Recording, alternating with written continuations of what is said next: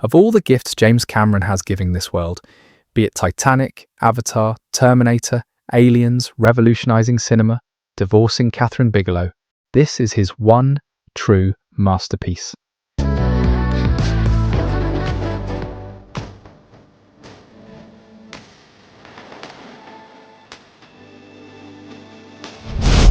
Alright, let's talk about Varang. This girl's origin story hits harder than a Titanic sinking. She's the last survivor of the Manquan clan after their home tree gets swallowed by a volcano. Watches her mum, the Tsahik, get buried in lava. Talk about a rough childhood. When she comes of age, she pushes her older sister out of the Chakarem spot and takes over as Tsahik. At 15, she poisons her dad, the Oloiktan, because he's blinded by fear. Starving clan, she turns her ancestors' crafts into dark arts, toxins, hallucinogens, mind control potions, body mods, dozens of circular scars, eyebrow, nose, boobs, midriff, and a mysterious eye tattoo on her palm.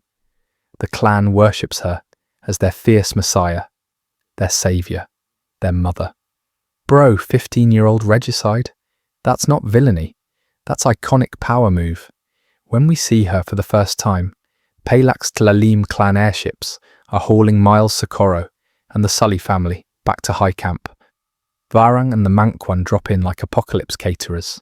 She lights a Medusoid with a flame arrow, nearly takes out Jake, ash-covered curves gliding mid-air, red war paint popping. Seduction via arson. They're not just raiding, they're rewriting Na'vi rules. The visuals? Slow-mo arrow ignite, ship flames, her husky laugh echoing, I'm deceased. Post-airship, they sever queues off fallen Na'vi, brutal flex. Then go on a rainforest manhunt for the Sully kids and Spider, the clan bags Loak, Kiri, etc. Varang grabs Loak's gun, eyes it like, human tech, mine now. Spots Spider breathing without an exopack, slap, wonders how. Kiri drops the Eywa card. Varang cues Spider hostage, blade to throat. Eywa, save him. Nah, she don't run this. Kiri crumbles. Eywa, no dominion here. Cue elegance plus savage taunt. Chef's kiss, queen. Jake and Quaritch swoop in for a rescue, thinking they've finally got the upper hand. But Varang, she's 3 steps ahead. In one slick move, she cues Quaritch's neural link, paralyzes him cold, right there in front of everyone. No warning, no mercy. She demands a crash course on Loak's rifle, like she's born to wield human tech. The training session is intense, every move calculated, every word dripping with authority. And then, the victory dance, fire spins, flames leaping around her as the Manquan clan roars. Varang's scars glow in the firelight, her body moving with a hypnotic rhythm that's both mesmerizing and terrifying. She's not just leading a dance, she's commanding a ritual, a display of power that's equal parts sexy and scary. The way she commands the flames, the way her gaze locks with the camera, you can't look away. It's like watching a goddess of destruction and desire all at once. Then with a smirk, she drops the mic. Don't need you anymore, and ties Quaritch up with the Sullys. Kiri uses Eywa to hack a thorn plant, freeing the squad, but Varang's cue mindfuck and dance glow up? That's peak sensual strength. I'm simping harder. Quaritch rebounds, offering RDA guns for a Manquan pact, but he's wary. Torture me with that cue again. I'll kill you, he warns, half joking, half serious. Varang just smirks. You won't kill anyone. She knows his limits, his fears, his pride. When Lyle snipes a Manquan, Varang calls it a decent trick, showing she's not just a warrior, but a master tactician. She respects strength, but she won't be played. Alone with Quaritch, she dusts him with hallucinogenic powder. Suddenly the world spins, colours blur, and reality warps. Trip City. Quaritch's mind opens up, his defences down. Varang probes for truth, asking questions that cut deep. He pitches equality, promises ultimate weapons to smash Na'vi clans. But Varang sees through the bravado. She hits, I see you, and he replies, damn right. Guns flow. Flamethrower training begins, her guiding his hand to the yurt. The chemistry off the charts. It's not just about power, It's about seduction, control, and the thrill of the unknown. Toxin seduction masterclass indeed. Every move is calculated, every gesture deliberate. Varang isn't just playing the game, she's rewriting the rules, turning enemies into allies and allies into pawns. Her alliance with Quaritch is a dance of power and desire, a testament to her cunning and charisma. Spider and Kiri take a stroll in the forest. Manquan and Quaritch nab Spider. The RDA and clan hit Eywa Ls, and Varang pushes Quaritch. Kill 'em all. Jake volunteers as prisoner, showing his courage and selflessness. Bridgehead stay, Ardmore salty. Neytiri disguises as a Manquan. Q threatens Varang to Jake's cell. Varang breaks free, Quaritch rolls in. Neytiri ghosts. Cove of Ancestors brawl. Varang bags Neytiri and took hostage.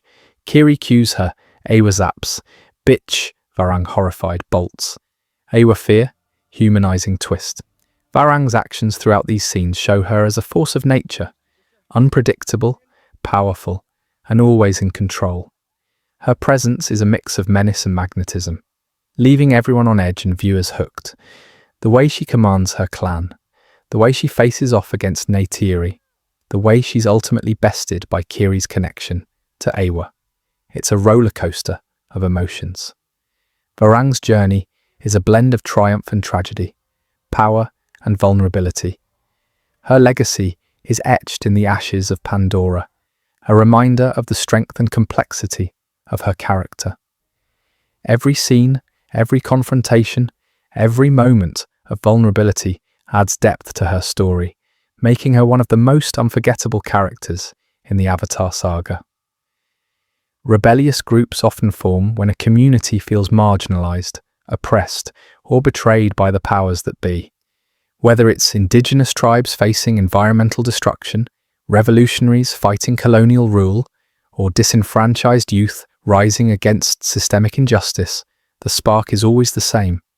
A sense of injustice, a thirst for autonomy, and the belief that change can only come through defiance. These groups are usually forged in hardship, loss, trauma, and the struggle to survive. They develop their own codes, rituals, and hierarchies, often led by charismatic figures who channel collective rage into a focused mission. In the case of the Manquan clan, Varang's rise as Tsahik is a textbook example. Born from a volcanic disaster, she transforms grief into a cult of survival, using ancestral knowledge to create dark arts and toxins, rallying her people around her as both savior and tyrant. The American way of dealing with such rebellious groups is almost always pragmatic and often cynical. The US has a long history of identifying factions that challenge existing powers, be they foreign governments, indigenous tribes, or insurgent movements, and then offering them weapons, training, and support, not out of altruism, but for strategic advantage.